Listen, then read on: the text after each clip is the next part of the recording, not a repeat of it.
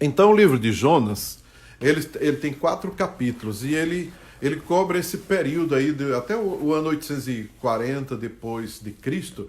E eu estou citando essa data do livro para traçar um paralelo com a data de 721 a.C., que foi quando o Império Assírio, que tem como capital Nínive, então o Império Assírio invadiu Israel, o Reino do Norte, e acabou com o Reino do Norte. Ele tinha uma estratégia terrível, pegava as pessoas onde eles conquistavam a terra e eles tiravam as pessoas de lá e levavam para outro lugar. Então eles tiraram as pessoas da região norte. Israel era o nome, porque ele se dividiu entre Reino do Norte e Reino do Sul. Então, quando a Síria invadiu Israel, Reino do Norte, capital Samaria, no ano 721 a.C., então ele tirou os judeus da cidade de Samaria e espalhou por outras terras. Era uma estratégia de conquista para que as pessoas não se apegassem à terra e se rebelassem contra o império. Então era um esquema, uma estratégia deles. E aí depois disso, o que é que aconteceu? Jonas foi levantado por Deus como um profeta para entregar uma mensagem a exatamente Nínive, capital do Império Assírio. Então observe só aí, porque aí você vai entendendo a história aí do que envolve, né, o livro do profeta Jonas. E é um livro pequenininho, com uma mensagem poderosa. Fala de uma cidade que se converte por uma praga que estava por vir.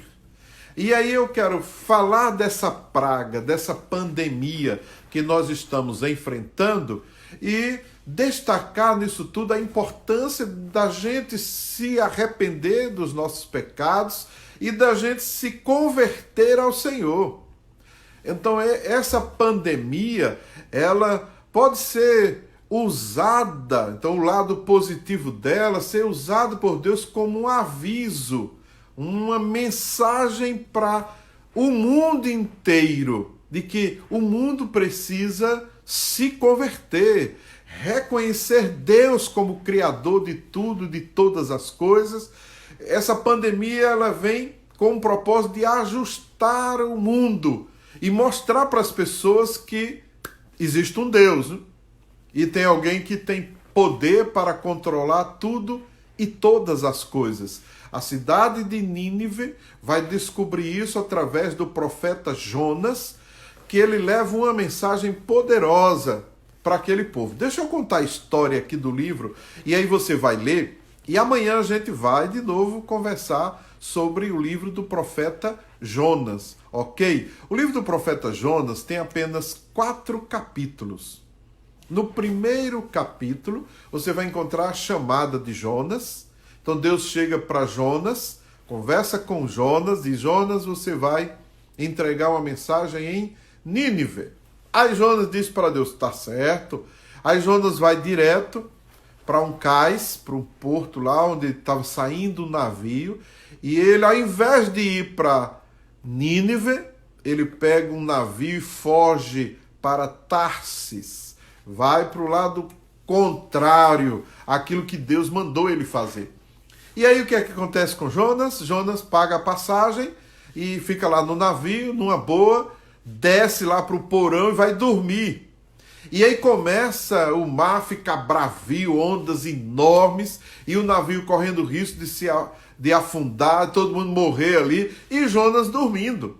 Então Deus se revolta com aquela atitude de desobediência do profeta Jonas, que não foi para onde Deus o mandou, ele está fugindo da missão, e aí vai encontrar Jonas naquele navio, e usa do seu poder, e o mar começa a se agitar.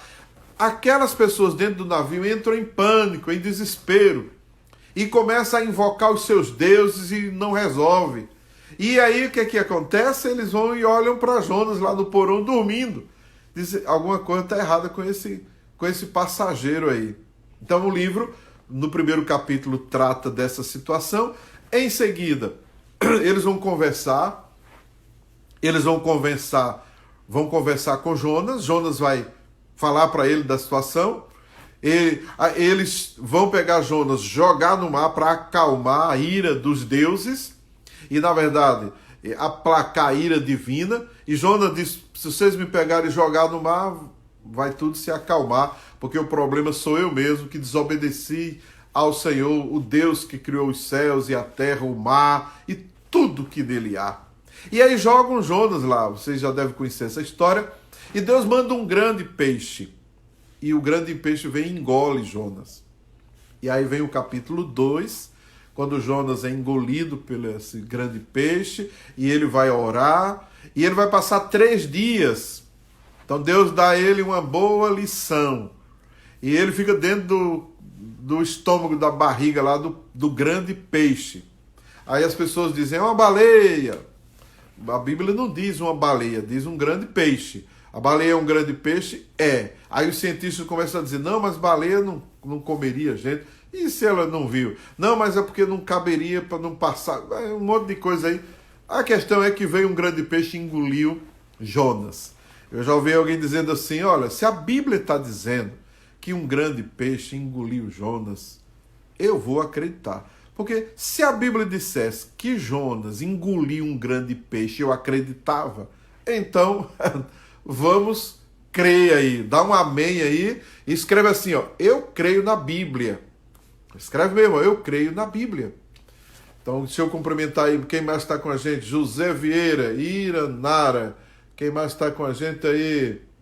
Ferreira Fernandes, Uiara, Liliane Garcia, Nádja, Rosilda, tudo bem, Rosilda?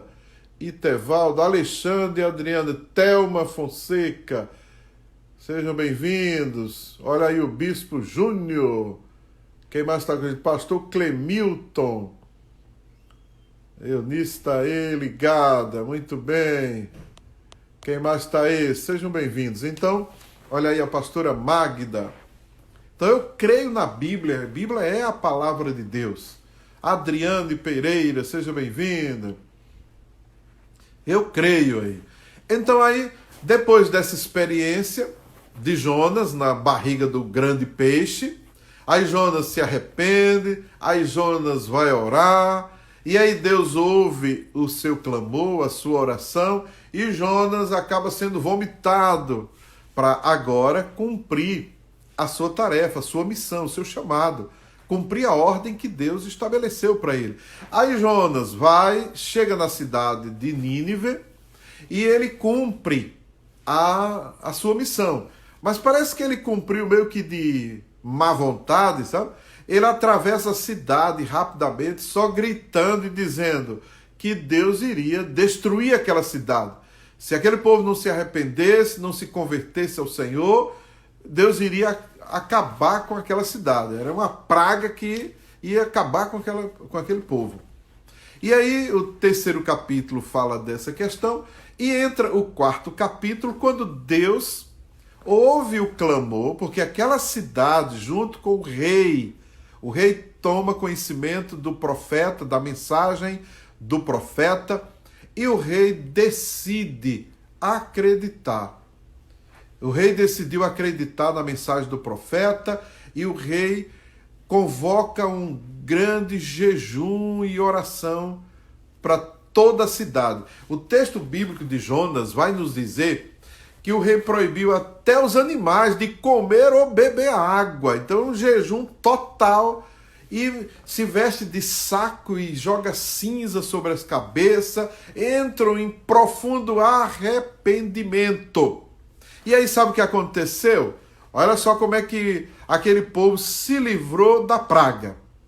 Eles se arrependeram, eles se converteram e eles acreditaram em Deus. Então olha só, vou repetir aí, ó. Eles se arrependem dos seus pecados, eles se convertem ao Senhor e eles creem em Deus. Nós estamos precisando, o Brasil está precisando se converter ao Senhor. O Brasil precisa se arrepender dos seus pecados. A situação do Brasil, o pecado no Brasil e nas nações da terra, e eu vou falar mais do Brasil, que é a nossa nação querida, amada, o Brasil estava, e eu diria ainda está, atingindo limites do pecado que é inconcebível, insuportável para Deus que é santo. O cheiro mau do pecado estava subindo as narinas do Senhor. E aí eu quero mencionar os últimos carnavais. Veja como as pessoas estavam publicamente debochando, ridicularizando de Deus, de Jesus, do cristianismo. Vocês estão lembrados das cenas? Eu nem preciso mencioná-las. Olha só que afronta contra Deus. Na passarela no carnaval, o povo assistindo aquela aberração e a zombaria contra o Senhor. E a Bíblia diz assim: com Deus não se brinca, pois tudo o que o homem plantar, isso também ceifará. E agora, todos estão colhendo o fruto do pecado de todos, vamos dizer assim. Deu para entender? Aí veio uma praga. Como é que a gente vai se livrar dessa praga? Vamos fazer a mesma coisa que fizeram os habitantes de Nínive. Houve arrependimento, em oração, jejum, humilhação diante do Senhor. E o texto bíblico de Jonas, você vai encontrar lá, o rei dizendo assim: vamos fazer isso, quem sabe se Deus, pela sua misericórdia, não vai nos ouvir e mudará, e deixará, se arrependerá do mal que iria fazer contra nós. Então Deus não resiste a um coração quebrantado e contrito. Deus não resiste porque Deus é misericordioso. E aí vem a mensagem de Deus para essa cidade, pregada pelo profeta Jonas. O capítulo 3 vai tratar de todo esse arrependimento. E aí entra o capítulo 4, quando Deus agora vai tratar com o profeta. Aí Deus vai tratar diretamente com Jonas.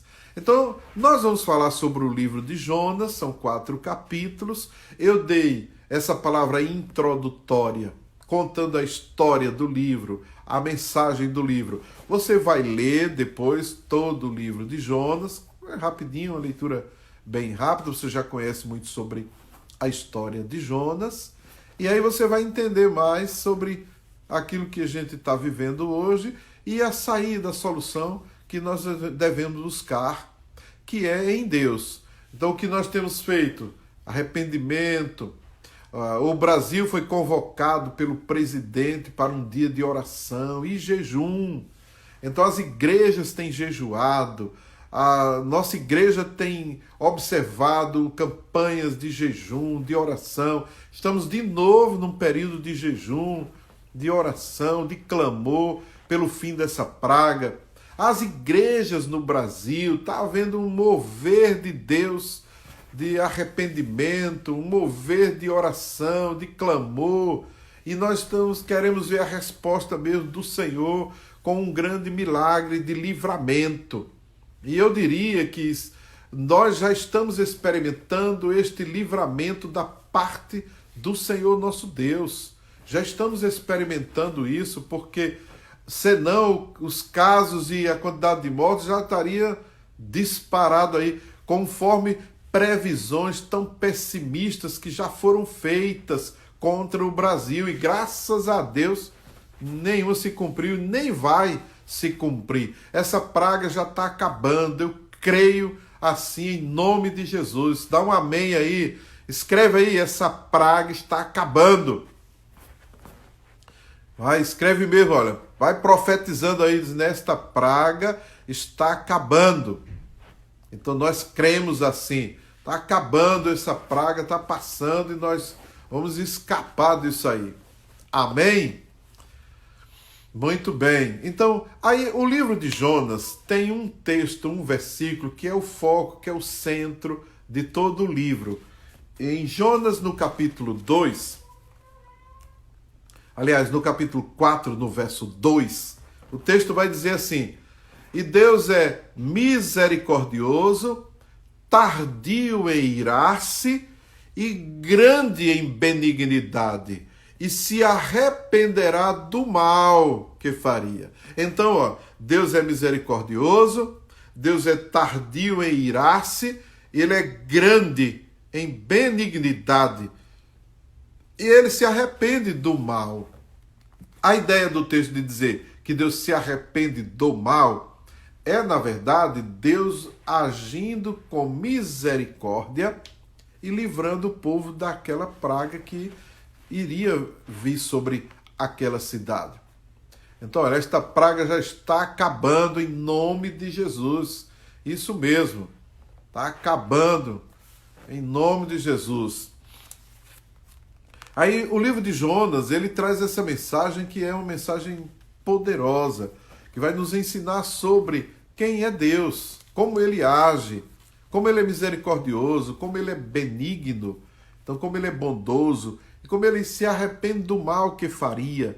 Então a ideia de dizer Deus suspende o juízo, porque ele nos ama. Então Deus é misericordioso, é tardio em irar-se. Então as pessoas vão afrontando Deus e fazendo tanta raiva para Deus, mesmo assim ele é tardio em irar-se, e grande em benignidade, e se arrepende do mal. Então essa é a grande mensagem. Aí o profeta Jonas vai entregar a mensagem para o povo e depois ele fica esperando o resultado. E aí Deus vai providenciar um arbusto que nasce para cobrir a cabeça de Jonas do calor do sol que vai batendo ali enquanto ele espera a reação do povo. E Deus vai e manda que um arbusto cresça e dê sombra para Jonas. Jonas, eu acho que era careca e o sol devia estar incomodando muito. E aí, quando foi no dia seguinte, Deus propositalmente, para ensinar Jonas, tira a vida daquela plantinha lá, daquele arbusto, e o arbusto morre e não dá mais a sombra para Jonas. E Jonas fica revoltado, irado, ainda diz, eu quero morrer, ficar aqui num calor desse e tal. Esse era o temperamento de Jonas, e Deus vai tratar com o profeta. E vai dizer para Jonas, Jonas, é interessante, né? Fui eu que criei a planta é minha, aí ela deixa de dar sombra para você, e você fica indignado com a planta. Não estaria eu preocupado, né? Mais ou menos é assim que o texto diz, com o povo, com toda uma cidade, com mais de 100 mil pessoas, não estaria eu mais preocupado com a vida destas pessoas? E aí Jonas vai dizer, por isso que eu não queria levar mensagem nenhuma, porque eu sei que o Senhor ia se arrepender e ia deixar esse povo viver. Por que isso?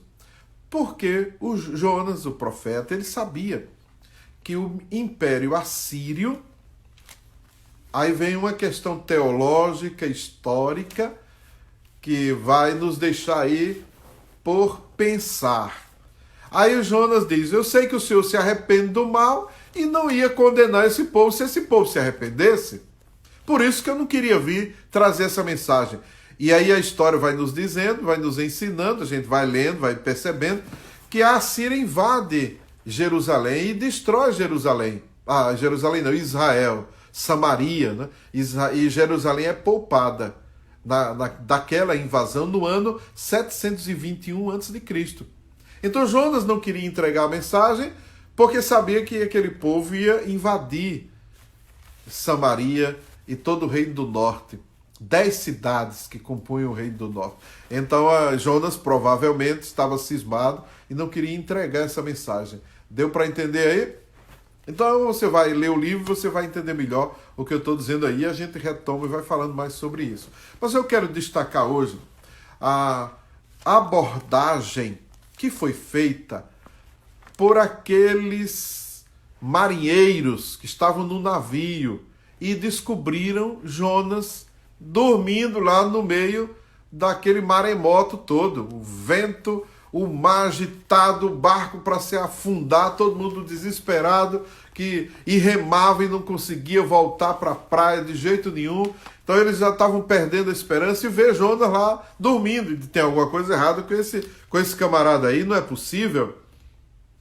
Aí Jonas, no capítulo 1, no verso 8, eles vão dizer assim, olha só, o texto vai dizer assim, declara-nos agora. Aí vem a conversa, declara-nos agora, por causa de quem nos sobreveio este mal? Então aí eu transformo essa declaração numa pergunta para a gente refletir. Por que veio este mal sobre o navio que estava prestes a afundar? Essa é a primeira pergunta que aqueles marinheiros fazem a Jonas ali no barco. Por que veio esse mal sobre a gente? Declara-nos agora, por que veio esse mal? Aí eles fazem a seguinte pergunta: qual é a sua ocupação? De onde você vem? A segunda pergunta, não é? Ou terceira. A quarta, qual a tua terra? E a quinta e última, de que povo és tu? Então, olha só as perguntas. A primeira dela, por que nos sobreveio este mal? Então, a pergunta é, por que está acontecendo tudo isso? O navio está prestes a afundar, de repente as ondas subiram desse jeito e nós estamos no desespero desse. Por quê? A segunda é, qual é a sua ocupação? O que é que você faz da vida? Terceira, de onde é que você vem, Jonas? Quarta, qual é a tua terra, Jonas? Quinta, de que povo és tu, Jonas? Então eu quero conversar com vocês sobre isto. Primeira questão. Declara-nos por que causa, por quem, por que, resumindo, por que aconteceu este mal? Aí eu pergunto para você, por que aconteceu esta pandemia sobre o mundo? Por que esse vírus atingiu o mundo? Por que esse vírus atingiu as nações da Terra? Vamos pensar um pouquinho sobre isso? Por que aconteceu tudo isso? Continua acontecendo ainda. Por que esse vírus apareceu aí? A gente pode dizer, olha, a China criou esse vírus em laboratório, como há essa suspeita, e a China não permitiu que fosse investigada, proibiu o acesso à OMS, proibiu o acesso a países que mandaram, como os Estados Unidos, que mandou 2 cientistas para pesquisar, para ver se, descobrindo a origem do vírus, ficaria mais fácil descobrir um tratamento mais rápido, mas a China não permitiu, então ela escondeu. Então, se você não teme nada, para que você vai esconder alguma coisa? Então, vai que o vírus foi realmente criado em laboratório, era uma arma química, bom, e o vírus está aí matando tanta gente e trazendo prejuízos para toda a humanidade. Aí a gente se pergunta, por quê? O que está acontecendo? O que está acontecendo com o mundo? Porque veio essa pandemia. É bom que a gente pare para pensar. Não adianta a gente querer arrumar culpados, porque não vai resolver o problema. Aqueles marinheiros que ficaram perguntando para Jonas, a gente quer saber por que aconteceu isso. Se eles ficassem só no porquê, eles não iam chegar a lugar nenhum e o barco ia afundar. Eles precisavam agir, fazer alguma coisa. Então, enquanto a gente pensa por que está acontecendo o vírus, a gente vai ter que tomar as precauções, porque hoje a ciência ainda não conseguiu a vacina, a ciência ainda não conseguiu um remédio eficaz e nos resta mesmo o cuidado para não se contaminar. Uma vez se contaminando, resta-nos agora uma boa imunidade e o milagre de Deus que vai nos guardar. E a gente já descobriu, a ciência já sabe, que o vírus não é tão letal assim, que a quantidade de pessoas infectadas também não é tão grande, e dos infectados que precisam de cuidados médicos é um número bem pequeno, e desses poucos que vão precisar dos cuidados médicos, ainda assim o número de pessoas que são curadas é enorme, graças a Deus por isso. Então, mesmo que tudo isso nos dê uma certa tranquilidade, mas a gente precisa parar para pensar no nosso relacionamento com Deus. O que a humanidade tem feito com Deus? Como a humanidade tem tratado Deus? Imagine, hoje, no Brasil, graças a Deus, porque houve mudanças no Ministério de Educação, mas no governo anterior era proibido dizer que Deus criou o homem. Não podia ensinar isso às crianças. Você já pensou que absurdo? Então, era possível e é autorizado, isso é a ideia da esquerda, isso é a ideia de comunista, que exclui Deus. Então, olha só a situação, olha a afronta contra Deus. Presta bem atenção. Ensinar para a criança que não existe Deus. Ensinar para a criança que não foi Deus que criou o homem e a mulher. Ensinar para o homem que essa história de Adão e Eva é mentira. Agora, pode ensinar que o homem veio do macaco. Também pode ensinar que o homem veio de uma ameba. Também pode ensinar que deu uma explosão num belo dia aí e puf, explodiu tudo e aí veio a vida. E aí veio uma bactéria e aí gerou um homem. Que é isso? Isso é um absurdo. Então, muitos acham mais fácil acreditar nessas loucuras do que acreditar que a Bíblia criou o homem. Como a Bíblia, o relato da criação de Deus, né? Que Deus criou o homem, conforme a Bíblia relata. Então, é bom que a gente pare para ver o que está acontecendo com a nossa sociedade. Aí pega um homem com homem e diz, agora vai ser casado. Não, pode haver uma união. Eles resolveram se juntar, gente. Mas Deus diz que isso é abominação ao Senhor. Deu para entender aí? Aí pega mulher com mulher, vai casar. Que é isso? Isso é uma afronta contra os princípios de Deus. E ameaça, inclusive, a própria existência da humanidade. Porque se todo mundo virasse gay, o que é que ia acontecer? Não ia reproduzir mais? Que rolo ia ser essa, gente? Então nós temos que entender essas questões. E aí, ensina que nem existe homem, nem existe mulher. Que você nasce, depois você escolhe o que é que você quer ser. E muitas famílias educando seus filhos desse jeito. Então é uma situação... Deus não terá misericórdia. Não, terá sim. Deus é misericordioso. Deus terá misericórdia sim das pessoas. Mas nós não podemos fechar os olhos para estas aberrações.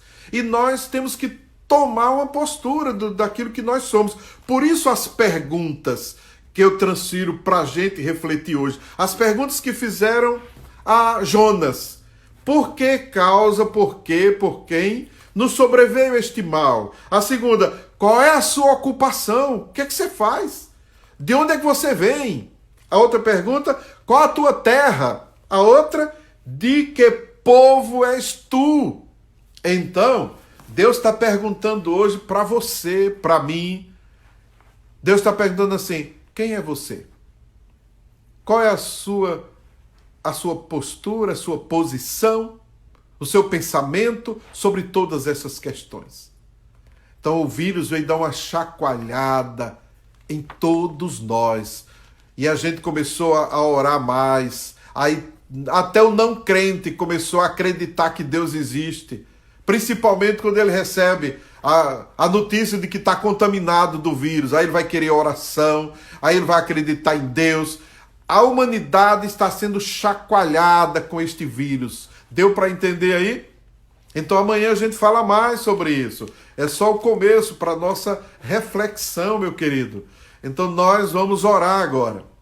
Vamos falar com Deus, vamos pedir perdão pelos nossos pecados, vamos pedir a misericórdia do Senhor. Como disse Jonas, que não queria levar a mensagem para Nínive, porque ele sabia que Deus é misericordioso, ia perdoar, porque Deus é longânimo, demora para se irar. Então, por todas essas questões, Jonas diz, eu já sabia que Deus ia perdoar, eu ia pregar, o povo ia se arrepender, e aí acabou. Então, olha, esse vírus vem chacoalhar com todos nós. Vamos orar agora, eu quero orar pela sua vida, para Deus te guardar, te proteger, guardar a sua família, a nossa família, as nossas vidas, amém? Pai, em nome de Jesus, eu oro agora, eu clamo ao Senhor pela vida dos teus filhos aqui nesta live, por cada família aqui representada, meu Deus. Ó Deus, perdoa os nossos pecados, nós nos arrependemos, nós clamamos ao Senhor pela sua misericórdia, pedimos aqui, ó Deus, que este vírus não nos alcance, não nos atinja, que não atinja a nossa casa, a nossa família, meu Deus. E tomamos posse do Salmo 91 e declaramos, nenhum mal te sucederá, praga nenhuma chegará à sua vida, à sua tenda, meu irmão. Deus te abençoe, shalom.